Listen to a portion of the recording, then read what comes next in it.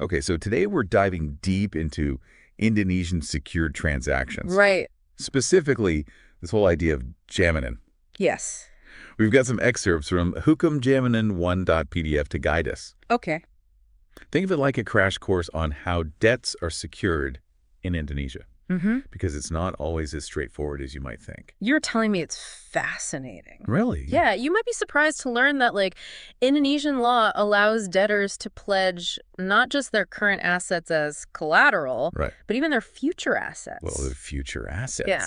That's a pretty big deal.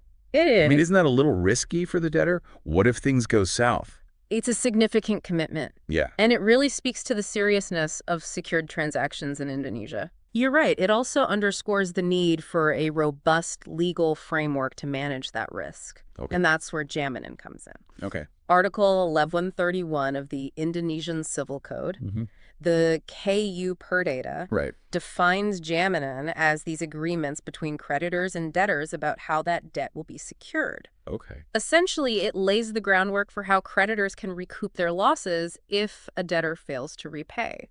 So if I'm understanding this right, Yeah. Jaminan is like setting the rules of the game before anyone steps onto the field. Exactly. It's about establishing a clear understanding of what's at stake right from the start. Yes, it brings a level of predictability and security to these transactions, which can be crucial in a dynamic business environment. Okay, so everything a debtor owns now and in the future is potentially on the table. But how does that actually play out in practice? So Indonesian law distinguishes between two main types of Jaminan. Jaminan umum and Jaminan khusus. Okay. Let's start with Jaminan umum, or general security. Okay. This concept, also rooted in Article 1131, essentially means that all of a debtor's assets are automatically considered collateral. So under Jaminan Umum, it's not just about a specific piece of property or a chunk of money. It's like saying everything I have is potentially up for grabs. That's the general idea. Okay. Of course, it's not a free-for-all. There are rules in place, especially when you have multiple creditors involved. Ah, that makes sense, because if everything is fair game, Right. things could get messy pretty quickly, Yeah. especially with multiple creditors vying for their share. Precisely. And that's where Article 1131 gets really interesting. Okay. It mandates that if a debtor's assets need to be liquidated to cover debts, the proceeds are distributed proportionally amongst the creditors, Okay. not equally. Right. It's about finding a balance Right. and ensuring fairness in the system. So it's less about who gets there first and more about who's owed what. Yeah. That seems like a much more sensible approach, especially in complex situations. Absolutely. Now, let's contrast that with Jaminan khusus, or specific security. Yeah. Unlike Jaminan umum, where a debtor's entire asset portfolio is essentially on the line, Right. Jaminan khusus is a much more targeted approach. Okay. Here, the collateral is clearly defined and directly linked to a specific debt. Okay. Think of it like this.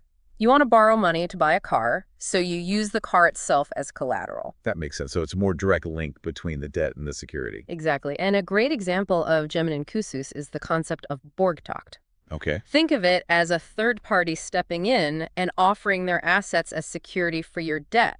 It's like having a friend vouch for you at a bank, but with much higher stakes. Precisely. It's a powerful vote of confidence in the debtor's ability to repay, backed up by tangible assets. So we've got Jaminan Umum, where a debtor's entire asset portfolio is potentially up for grabs. Right. And Jaminan Khusus, where specific assets are pledged for a specific debt. Yeah.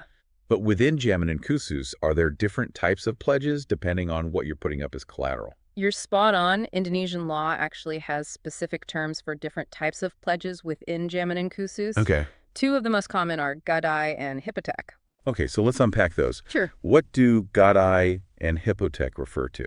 Yeah. And what makes them unique? Gadai specifically refers to pledges involving movable assets. Oh? Think vehicles, jewelry, valuable equipment, things you can physically move. Right.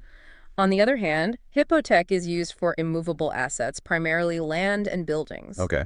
These terms are deeply rooted in the Indonesian legal system and are even enshrined in the KUHPerdata, demonstrating their significance. So it's like the law recognizes the inherent differences between using a car versus a house as collateral. Exactly. And has specific rules for each scenario. Exactly. And these distinctions aren't just academic. They have very real implications for how creditors can enforce their rights if a debt isn't repaid. Right. We'll delve into that a bit later. Okay. It's fascinating how this all fits together. But before we move on, I'm curious. Yeah. Has this system always been in place? Or has Indonesian law evolved over time when it comes to secured transactions? That's a great question, and it highlights an important point.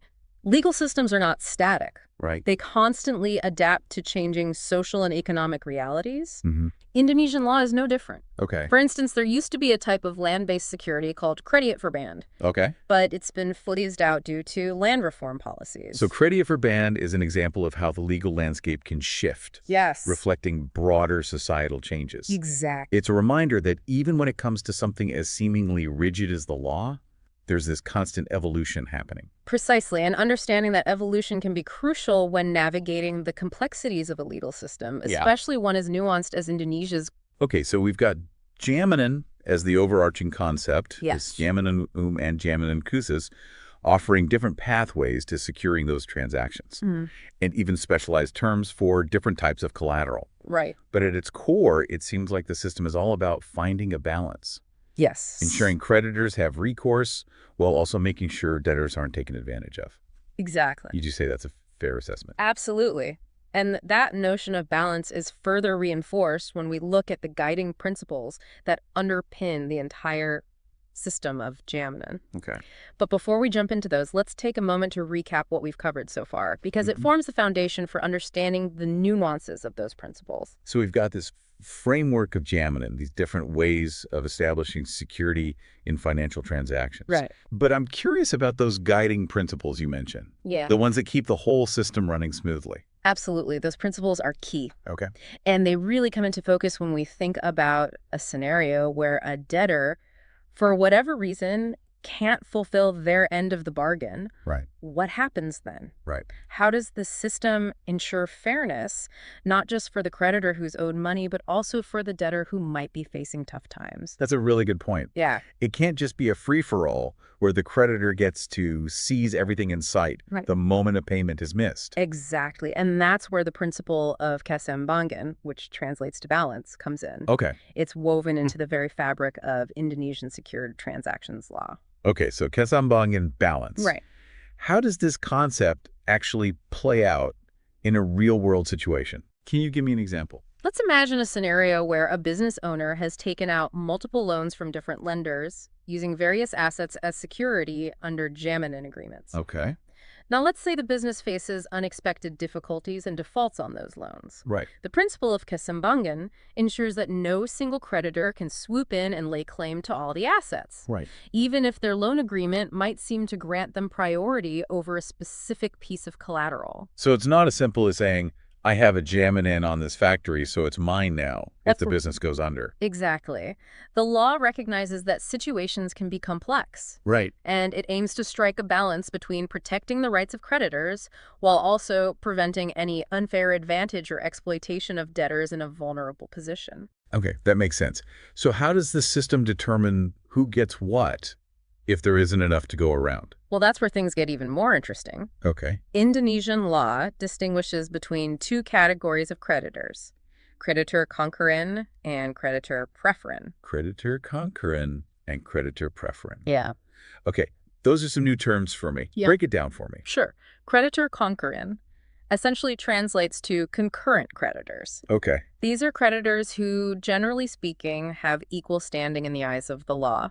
Right. If a debtor's assets need to be liquidated, Okay. kreditur concurrens share in the proceeds proportionally based on the amount they are owed. So it's like splitting a pie, but the size of each slice depends on the size of the debt. It's Exactly. not just who gets there first. Precisely. Now, kreditur preferens, or preferred creditors, are a different story. Oh, They have a higher standing, often due to the nature of the debt or the type of collateral involved. okay. For example, a lender with a gadai, or hypothek.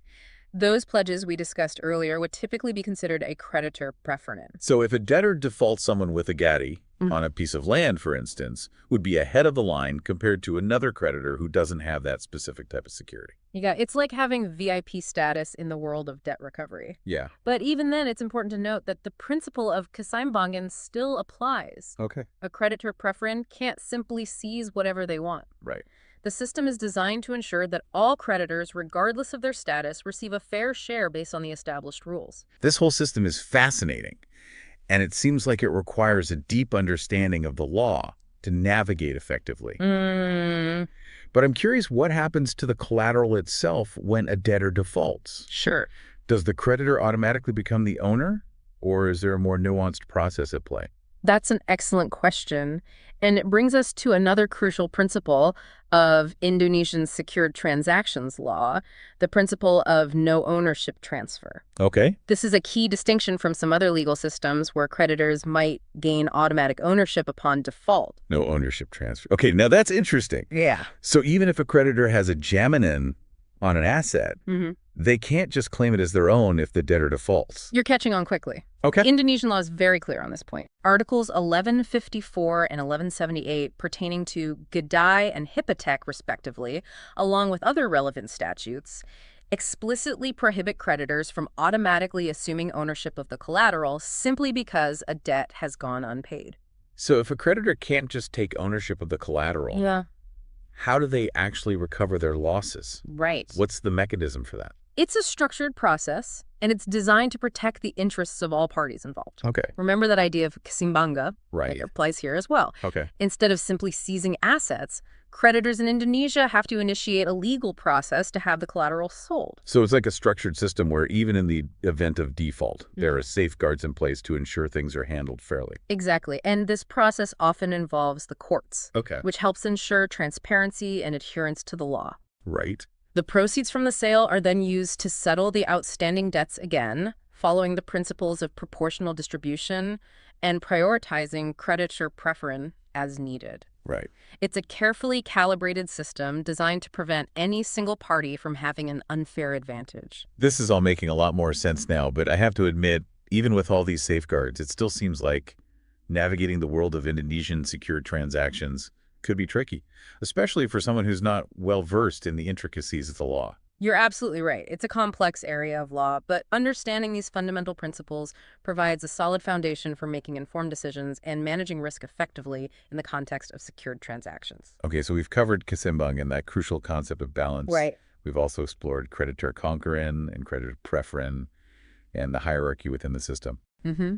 And we've discussed the principle of no ownership transfer and how that impacts the process. Right. It's clear that Indonesian law takes a measured approach, ensuring fairness for both creditors and debtors. It does. But I'm curious, are there any other key principles that we need to understand to truly grasp the essence of jaminan? You're right. We've covered a lot of ground, but there's one more principle that's absolutely crucial to understanding the spirit of jaminan and how it distinguishes itself from secured transactions in other parts of the world. So what is it? What's this final principle? The one that brings it all together? It's the principle of preventing creditor abuse. Okay, preventing creditor abuse. Yeah. How does that play out specifically? It sounds like the safeguards we've already discussed, like kasimbang and no ownership transfer, would naturally work towards that goal. You're absolutely right. Those principles are essential building blocks, but the commitment to preventing creditor abuse goes even deeper. Right. It's about ensuring that creditors, even those in a more powerful position, Right. can't exploit the system or take advantage of debtors, especially those facing financial hardship. Okay, so it's not just about following the letter of the law.